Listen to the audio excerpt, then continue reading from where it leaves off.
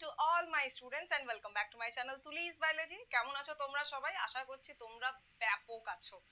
তো চলো আজকে যে শর্টসটা নিয়ে এসেছি সেই বিষয়ে একটু কথা বলা যাক। দেখো স্টুডেন্টস, আমরা ক্লাস 12 এর WBCHSC বোর্ডস এর আমরা কিন্তু রিপ্রোডাকশন ইন অর্গানিজমস চ্যাপ্টারটা কিন্তু শেষ করে ফেলেছি। কিরকম কি প্রবাবল কোয়েশ্চেন আসতে পারে সেটাও আমরা একটুখানি ডিসকাস করে নিয়েছি। কিন্তু আমার মনে হলো কেন না তোমাদের সাথে একটুখানি পিওয়াইকিউসটা শেয়ার করা যাক, একটু ইন্ট্রোডিউস করে দেওয়া যাক তোমাদের সঙ্গে পিওয়াইকিউস গুলোকে। তো আমি কি করেছি 2016 থেকে 2025 অবধি প্রত্যেকটা পেপার খুঁজে খুঁজে খুঁজে খুঁজে এই চ্যাপ্টারের ওপর কি কি ধরনের কোয়েশ্চেন এসছে, কি প্যাটার্নের কোয়েশ্চেন এসছে সেইগুলোকে জট ডাউন করেছি।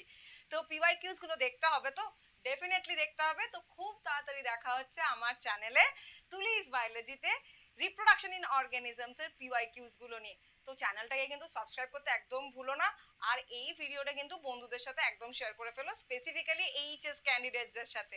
তো দেখা হচ্ছে নেক্সট ক্লাসে। Bye bye everyone.